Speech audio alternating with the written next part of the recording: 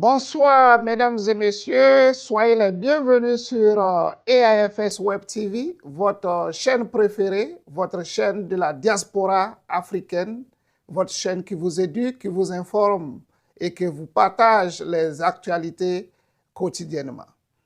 Je suis Adama Sawadogo et j'ai l'honneur aujourd'hui encore d'être là sur Vlog de la semaine, qui est une émission qui vous donne des informations sur le processus de navigation des systèmes ici aux États-Unis. La semaine passée, nous avons parlé de l'intégration aux États-Unis. Quelles sont les étapes à suivre et quelles sont les astuces pour pouvoir faciliter votre intégration. Et beaucoup d'entre vous ont apprécié cet épisode et vous avez aussi fait des recommandations. Et parmi vos recommandations, celle qui est beaucoup plus ressortie, c'était de parler de l'éducation, parler de l'école aux États-Unis. Surtout que nous sommes à quelques semaines de la rentrée scolaire. Beaucoup de parents se posent des questions et veulent comprendre davantage comment inscrire leurs enfants à l'école. Notre sujet d'aujourd'hui portera sur ça. Quelles sont les étapes? Comment comprendre le processus d'inscription de votre enfant à l'école? Alors, vous savez, c'est une question qui préoccupe beaucoup. Peut-être que d'autres comprennent comment ça se passe, mais il est aussi important de continuer à s'informer. Nous allons vous partager des informations que nous avons par devers nous qui pourront vous aider à faciliter le processus de l'inscription de votre enfant aux États-Unis, principalement dans le Nebraska. Donc, le cas que nous prenons aujourd'hui, c'est vraiment l'inscription des enfants dans les écoles au Nebraska. Cela peut être différent si c'est un autre État. Alors, l'arrivée dans un nouveau pays est une grande aventure, comme je l'avais mentionné, et avec des enfants, une question revient presque toujours. Alors, certains parents pensent qu'ils doivent avoir tous leurs documents avant d'inscrire leurs enfants à l'école. D'autres pensent que leur enfant ne pourra pas aller à l'école parce qu'il ne parle pas l'anglais. Donc, autant de questions qui se posent. Mais nous allons vous donner des informations essentielles pour que vous compreniez qu'aujourd'hui, vos droits, les démarches à suivre et les conseils pour la réussite de votre enfant à l'école. Donc, nous allons vous donner des informations pour que vous compreniez davantage. En rappel, nous allons nous focaliser sur l'école primaire, qu'on appelle généralement elementary school. Parce que vous savez, il y a l'école primaire, il y a le middle school, il y a le high school et il y a l'université. Ici, aux États-Unis, les écoles sont ces différentes catégories, comme aussi dans nos pays d'où nous venons. Alors, l'école primaire au Nebraska commence à l'âge de 5 ans. Et la première classe, c'est kindergarten. Et votre enfant va faire kindergarten, ensuite va faire maintenant le first grade, le second grade, third grade, fourth grade and sixth grade.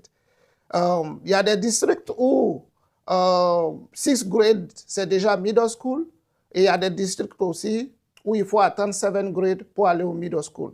Mais cela ne change pas l'évolution de l'enfant. C'est la même durée d'évolution que les enfants, les élèves auront durant leur processus jusqu'à finir leur high school. Donc après l'école primaire, le elementary school, les enfants maintenant vont au middle school et après le middle school, ils vont au high school.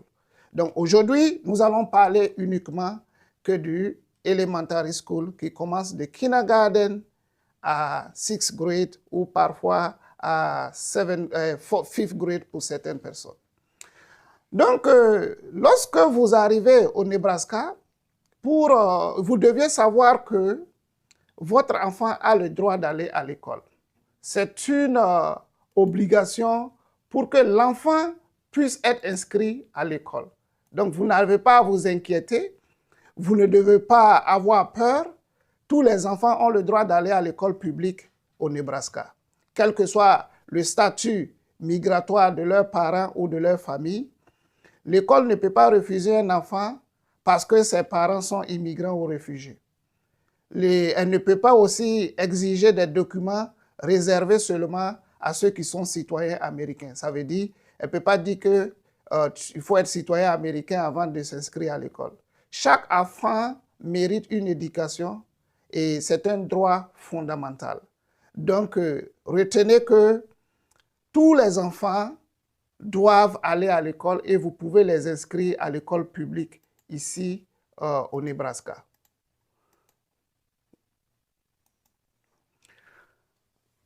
Comment inscrire son enfant? Il y a 3 étapes. 3 étapes à suivre pour pouvoir inscrire son enfant. Prouvez votre adresse. On a besoin d'une preuve d'adresse pour pouvoir inscrire votre enfant. La preuve d'adresse peut être une facture d'électricité ou bien une facture d'eau, ce que nous on appelle généralement ici au Nebraska au PPD, ou bien voilà, selon dans la zone que vous voulez, il y a un nom pour le service qui vous offre l'électricité. Donc, vous devez avoir une facture d'électricité ou une facture d'eau comme preuve d'adresse. Vous pouvez aussi utiliser le contrat de location, c'est-à-dire votre lease. Vous pouvez aussi utiliser une lettre que le propriétaire ou la personne qui vous héberge vous donne. Donc, si vous n'avez pas vous-même loué une maison ou bien acheté une maison, vous pouvez demander à celui qui vous héberge de vous écrire une lettre et cette lettre sera valable pour inscrire votre enfant. La deuxième étape, c'est de pouvoir vérifier l'âge de l'enfant. La vérification de l'âge de l'enfant se fait avec un acte de naissance, ou bien un passeport, ou bien même le certificat de naissance d'origine du pays. C'est-à-dire si l'enfant est né en Afrique, vous pouvez utiliser ce certificat de naissance-là pour pouvoir inscrire votre enfant. C'est-à-dire un document venant d'Afrique est aussi accepté. Il faut seulement traduire ce document. S'il n'est pas en anglais, il faut le traduire en anglais. Et la troisième étape fondamentale qui est demandée, ce sont les vaccins. Vous devez vous assurer que vos enfants sont à jour de leur vaccin, ce qu'on appelle couramment ici immunisation. Donc, on va vous demander d'apporter la preuve d'adresse, l'acte de naissance et le vaccin à jour. Et avec ces 3 documents, vous pouvez inscrire votre enfant à l'école. Donc, ce sont ces 3 étapes fondamentales qui sont très, très importantes pour inscrire un enfant au niveau de l'école primaire. Donc, comme je l'avais dit, l'école primaire, c'est kindergarten à 5th grade, middle school, 6 à 8th grade, et puis high school, 9 to 12th grade. Les écoles publiques sont gratuites. Dans plusieurs districts, les livres scolaires sont fournis. Certaines écoles même offrent le petit déjeuner et le déjeuner gratuitement ou à prix réduit, voilà, selon le revenu de la famille. Donc, si vous inscrivez votre enfant, l'enfant peut en tout cas bénéficier de beaucoup d'avantages, même la nourriture. Il faut juste s'informer. Il y a une application à faire et dès que vous faites cette application, l'enfant pourra bénéficier de l'alimentation gratuitement. D'autres se posent la question parfois en disant que « Oh, mon enfant ne parle pas l'anglais ». Si votre enfant ne parle pas l'anglais, ce n'est pas un problème. C'est à l'école que l'enfant va apprendre l'anglais. Ce n'est pas une inquiétude et vous ne devez pas vous focaliser sur ça. Et même quand l'enfant arrive ici adulte, ça veut dire qu'il y a des enfants qui ont commencé l'école en Afrique avant d'arriver ici. Quand ils arrivent, il y a un programme spécial pour ces enfants pour qu'ils apprennent l'anglais rapidement. C'est ce qu'on appelle couramment les programmes de ILL. ILL qui veut dire English Language Learner. English Language Learner. Donc l'enfant sera inséré dans ce programme et il va apprendre l'anglais progressivement. Il va recevoir un accompagnement adapté et cela va lui permettre de progresser dans les études. Et ça ne veut pas dire que pendant ce temps, c'est l'anglais seulement que l'enfant fait. Non. Pendant ce temps, l'enfant aussi bénéficie des autres matières comme les mathématiques, les sciences, la géographie, l'histoire. Mais il aura un encadrement spécial au niveau de l'anglais pour lui permettre de comprendre et de parler rapidement. Et c'est ce qui va faire que vous voyez que nos enfants, quand ils arrivent ici, même à un âge avancé, très rapidement, à moins d'une année déjà, l'enfant commence à se débrouiller très bien en anglais. Donc, n'hésitez jamais à demander des services. Les écoles sont là pour vous aider et ils ont l'obligation de vous accompagner. Maintenant, nous allons aborder les erreurs à éviter. Il y a des erreurs que nous commettons parfois qui n'aident pas nos enfants dans les écoles. Parfois, la première, c'est par exemple, lorsque nous voulons attendre plusieurs mois avant d'inscrire son enfant. C'est-à-dire, on a un enfant qui a l'âge d'aller à l'école. Au lieu d'aller à l'information, on ne va pas à l'information, on ne va pas chercher l'information et on perd du temps. Vous voyez, donc il faut toujours se renseigner pour ne pas que vous alliez inscrire votre enfant en retard. Plus tôt il commence l'école, plus son adaptation sera facile. Et ce qui est bien, à n'importe quelle période de l'année, l'enfant peut être inscrit dans une école. Seulement que si l'enfant arrive tard, il y aura beaucoup de choses, de matières qu'il va rater et cela ne va pas beaucoup l'arranger. Donc, renseignez-vous autour de vous, autour de vos proches. Venez à AIFS si vous avez des questions. Nous sommes là, nous avons des spécialistes, nous avons des partenaires avec qui nous travaillons qui peuvent aussi nous accompagner à vous donner la bonne information. Donc, l'autre erreur est que certains pensent que l'école s'occupe de tout. Certains de nos parents pensent que l'école s'occupe de tout. On inscrit l'enfant à l'école et on ne s'engage plus. Ce qu'on fait, c'est de prendre l'enfant le matin, le déposer à l'école, on le prend le soir, on le ramène à la maison. Non, il faut avoir un suivi de votre enfant. La réussite scolaire commence aussi à la maison. Donc, c'est à vous d'encourager votre enfant, de l'amener à s'intéresser à l'école et de l'amener à valoriser l'école. Quand l'enfant revient de l'école, vous devez lui poser des questions. Vous devez lui demander ce qu'il a pu faire. Est-ce qu'il n'a pas d'exercice à faire? S'il n'en a pas, vous-même, vous pouvez lui donner des exercices. Si vous êtes un parent qui ne comprend pas l'anglais, cela aussi, il y a des possibilités. Des organisations comme AIFS, on peut vous accompagner directement même à la maison. Nous avons des programmes comme ça, de family support, où nous avons des éducateurs qui peuvent rencontrer votre enfant et l'aider. Nous avons un programme aussi les week-ends, où vous pouvez envoyer votre enfant et l'enfant va bénéficier d'un accompagnement. Donc, allez à l'information, demandez les services et accompagnez votre enfant à partir de la maison. Ne pas seulement confier tout à l'école. L'autre erreur, c'est que certains parents ne cherchent jamais à rencontrer les enseignants. Et ça, c'est fréquent. Certains parents, seulement, c'est juste déposer l'enfant. Ils ne cherchent pas à parler à l'enseignant. Ils ne cherchent pas à collaborer avec l'enseignant. Non. Vous devez être en relation avec l'enseignant de votre enfant. Les enseignants sont vos partenaires. Participez aux réunions. Participez aux réunions. Il y a des conférences qu'ils organisent à chaque fois pour parler de l'évolution de l'enfant. Il faut participer à ces school conferences. Il faut poser des questions. Vous avez la possibilité d'envoyer un email. Vous avez la possibilité d'appeler l'école. Vous avez la possibilité même de demander à parler directement avec l'enseignant. Si vous avez des difficultés de langue pour parler à l'enseignant, venez à AIFS, cherchez un ami, cherchez quelqu'un de proche qui peut vous accompagner, allez interpréter pour vous. Nous offrons aussi ces services et je pense qu'il y a beaucoup autour de vous qui peuvent vous accompagner à faire cela. Donc c'est très important, restez en relation avec l'enseignant de votre enfant. Et l'autre erreur, c'est d'avoir peur de demander. Il y a beaucoup qui ont peur de demander si quelque chose se passe à l'école.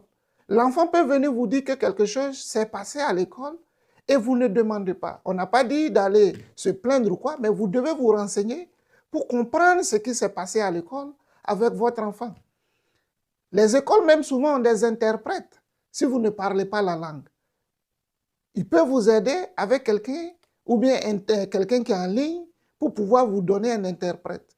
Et cela peut même être, cette information peut être donnée à l'école dès le début de l'année. Si vous dites à l'administration que là, vous préférez que la communication se passe en français ou bien que la communication se passe dans une autre langue qui n'est pas l'anglais, ils vont trouver un moyen pour pouvoir communiquer avec vous.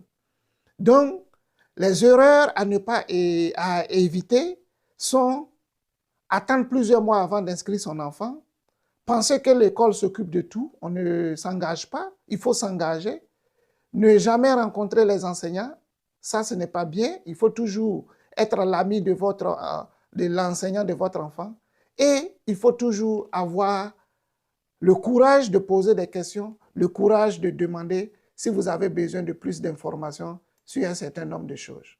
Et l'école est là pour vous aider.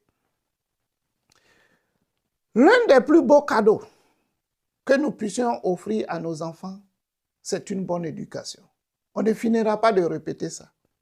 Le plus beau cadeau qu'un parent peut offrir à son enfant, c'est l'éducation. Et l'éducation, ce n'est pas seulement à l'école, c'est aussi dans la famille. Nos enfants vont grandir entre deux cultures.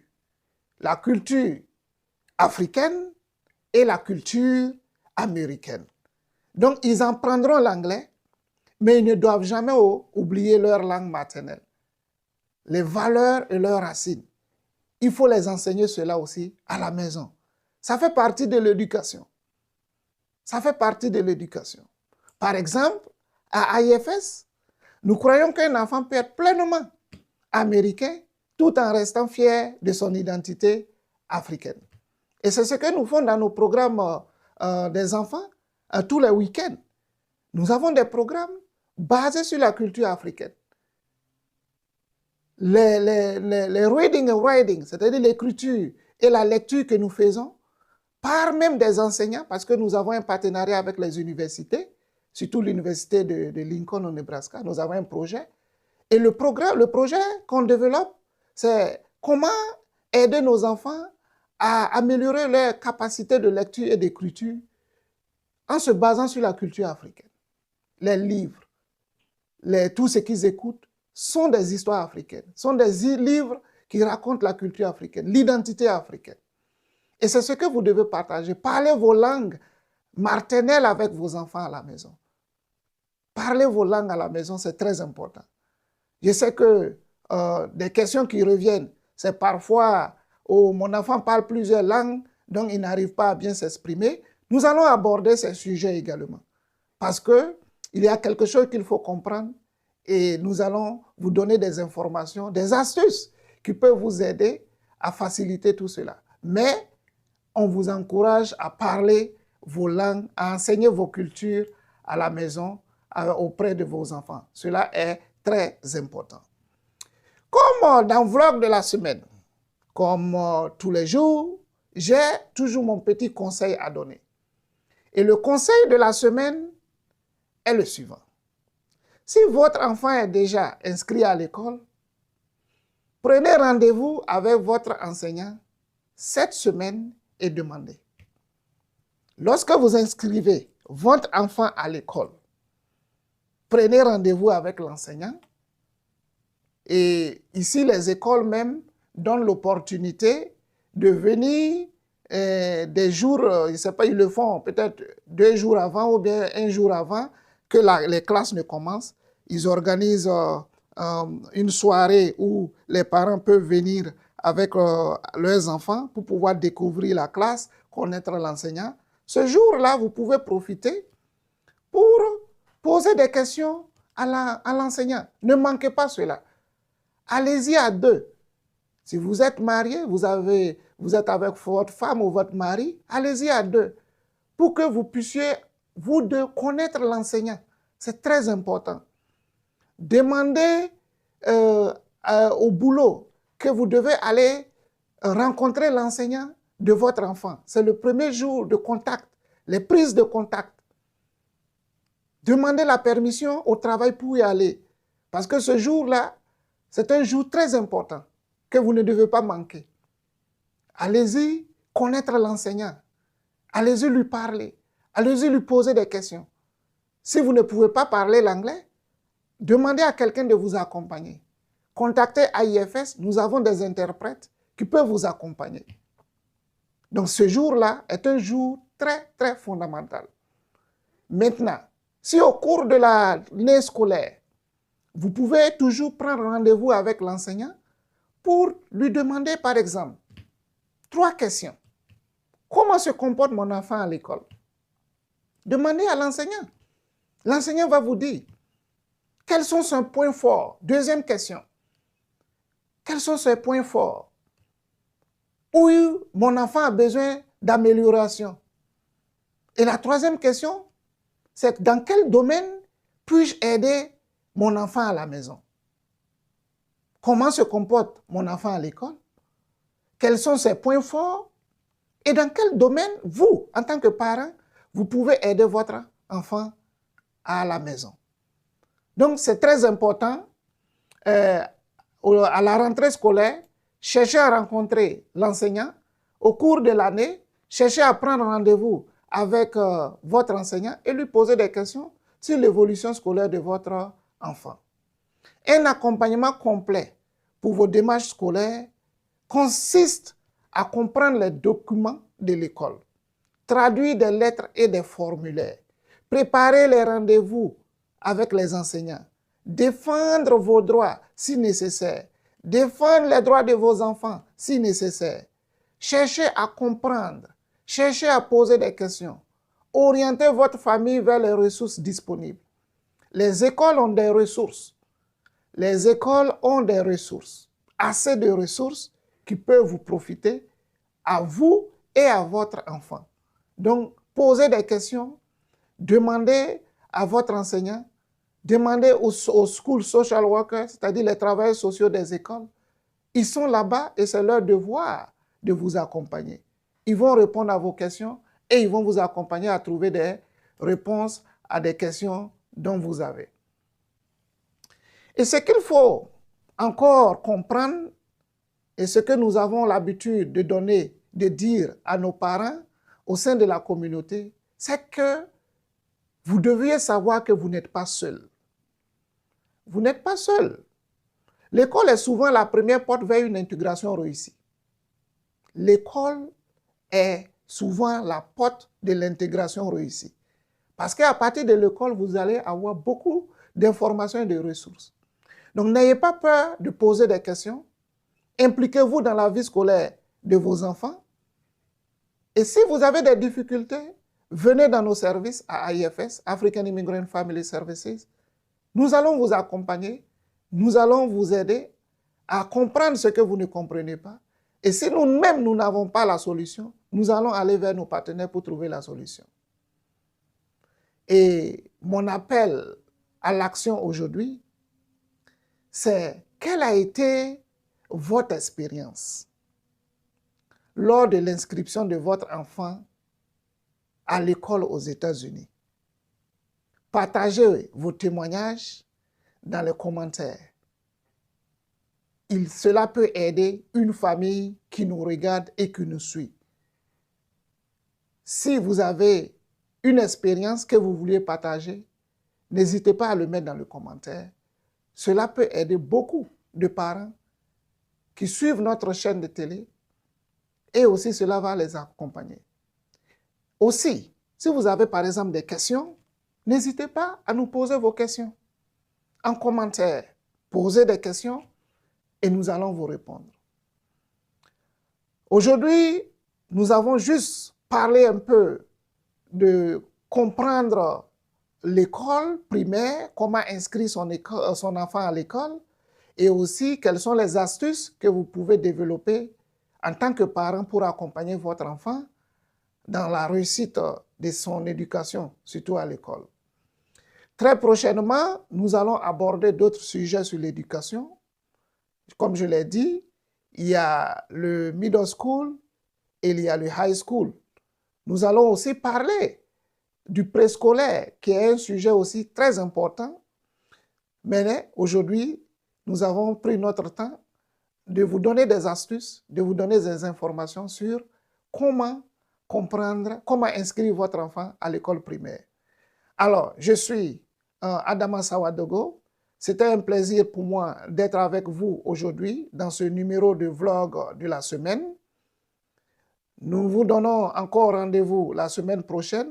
Mais avant de quitter, aimez cette vidéo, partagez-la parmi vous et abonnez-vous sur EAFS Web TV pour ne pas manquer d'autres épisodes.